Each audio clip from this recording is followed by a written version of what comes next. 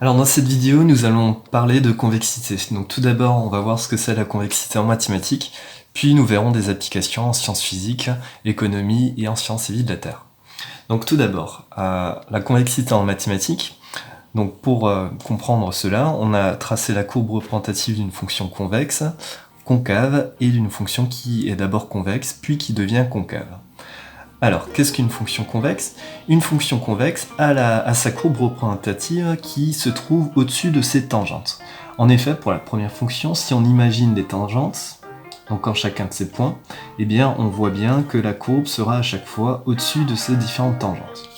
Pour la fonction qui est concave, eh bien la courbe représentative d'une fonction concave sera toujours en dessous de sa courbe représentative. Pour retenir facilement la forme d'une fonction convexe, eh bien on retient que la forme d'une fonction convexe est la forme de la fonction exponentielle, par exemple, dont j'ai tracé l'allure grossière ici. Une fonction peut être d'abord convexe puis concave ou inversement, donc c'est le cas de la fonction que j'ai tracée ici. Donc si on imagine les tangentes de cette fonction, eh bien la courbe représentative se trouvera au-dessus de ces tangentes. Il y a un point en lequel la fonction va changer de convexité, point qu'on appelle point d'inflexion, et on peut observer qu'en ce point d'inflexion, la courbe traverse la tangente. En effet, d'un côté, la courbe est au-dessus de la tangente, et de l'autre côté, la courbe est en dessous de la tangente. Donc du côté droit, donc après ce point d'inflexion, la courbe sera en dessous de ces tangentes, donc la fonction devient concave. Voyons un exemple d'application de la convexité en sciences physiques. On imagine un véhicule à une intersection et on peut avoir des obstacles pour voir d'un certain côté de la route, donc une route qui est vallonnée par exemple. Pour cela, on place sur la circulation des miroirs, donc des miroirs qui sont convexes. Et on a un rayon lumineux qui arrive par exemple de ce côté-là, qui arrive sur le miroir convexe, qui en le prolongeant passerait par le foyer de ce miroir. Et là on a une propriété en optique qui dit que si un rayon lumineux arrive sur un miroir convexe et dont le prolongement passe par le foyer, alors ce rayon lumineux sortira parallèle à l'axe principal donc, de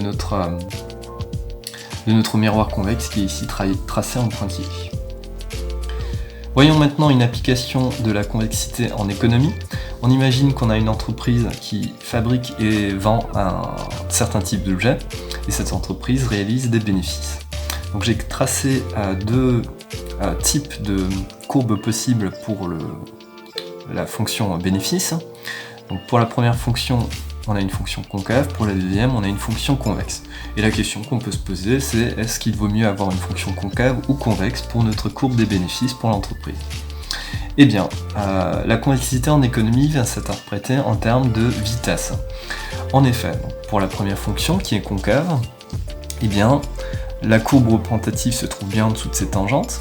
Et si on observe ces différentes tangentes, eh bien, la pente, en fonction du nombre d'objets vendus, va diminuer. Donc on dit que la fonction dérivée est décroissante. Donc ce qui signifie, la dérivée s'interprète en termes de vitesse, ce qui signifie que, certes, le bénéfice va augmenter, mais par contre la vitesse du bénéfice va décélérer. Dans le deuxième cas, on a une fonction convexe, donc la courbe représentative se trouve au-dessus de ces tangentes.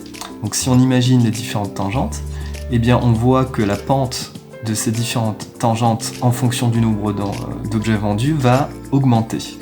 Donc ce qui signifie que de nouveau le bénéfice va augmenter, mais cette fois-ci la vitesse de notre bénéfice va augmenter aussi. Autrement dit, il vaut mieux avoir une courbe des bénéfices qui soit convexe pour l'entreprise pour réaliser un profit de plus en plus grand rapidement.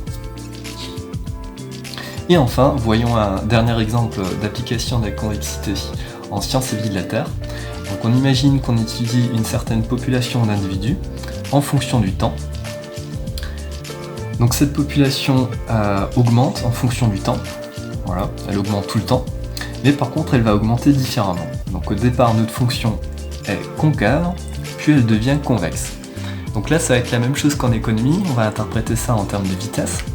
Donc la population d'individus augmente, mais son augmentation décélère d'abord, jusqu'à arriver au point d'inflexion. Et à partir du point d'inflexion, eh bien, la population d'individus augmente toujours, mais cette fois-ci, cette augmentation de population s'accélère en fonction du temps. Donc, concrètement, ce point d'inflexion, en pratique, va s'interpréter en fonction d'un événement qui s'est déroulé pour que, justement, à partir d'un certain moment, on ait une augmentation qui s'accélère. Ça peut être, par exemple, dans une forêt, une population de gibier qu'on étudie, et on imagine que la chasse devient interdite dans cette forêt. Et dans ce cas-là, à partir de ce point d'inflexion, la population de gibier va augmenter toujours, comme au départ, mais cette population va augmenter en s'accélérant.